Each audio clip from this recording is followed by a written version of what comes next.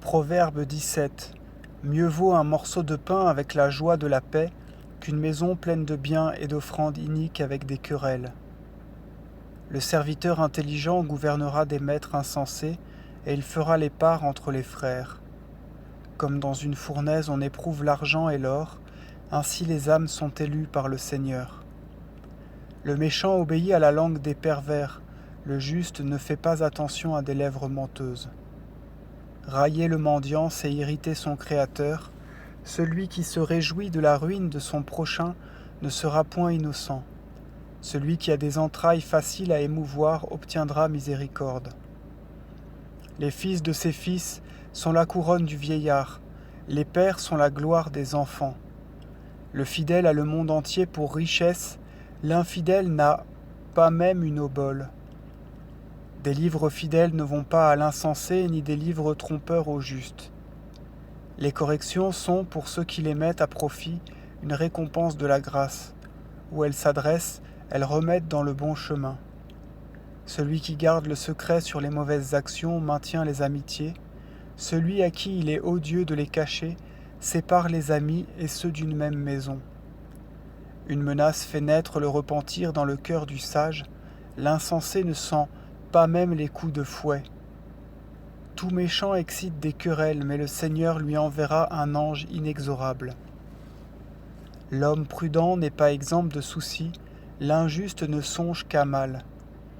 Celui qui rend le mal pour le bien n'éloignera pas le mal de sa maison. L'autorité de la justice donne du pouvoir aux paroles, les séditions et les querelles précèdent la misère. Celui qui déclare le juste injuste et l'injuste juste est impur et abominable aux yeux de Dieu. À quoi servent ces richesses à l'insensé, puisque l'homme sans cœur ne pourra pas en acheter la sagesse? Celui qui exauce sa maison cherche sa ruine, celui qui prend une voie mauvaise pour s'instruire tombera dans le malheur. Aie en tout temps un ami, que tes frères te soient secourables dans tes nécessités, c'est pour cela qu'ils sont nés. L'imprudent bat des mains et se complaît en lui-même quand il s'est rendu caution d'une somme pour ses amis. Si l'on aime le péché, on se réjouit des querelles. Celui qui a le cœur dur ne trouvera pas de bien. L'homme dont la langue est facilement changeante tombera dans le malheur. Le cœur de l'insensé est pour lui un sujet de trouble. Le père ne se réjouit pas en un fils ignorant. Le fils sage réjouit sa mère. La joie du cœur donne la santé. Les os d'un homme triste se dessèchent.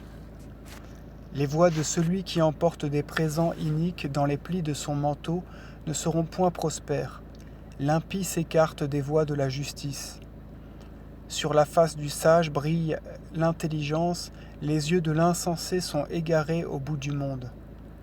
Un fils insensé, courroux du père, douleur de la mère. Il n'est pas bien de nuire à un homme juste, conspirer contre des princes équitables est une iniquité. Celui qui s'abstient de paroles colères est un sage, l'homme patient est sensé. Si l'insensé cherche la sagesse, il sera réputé sage, et s'il ferme la bouche, il passera pour prudent.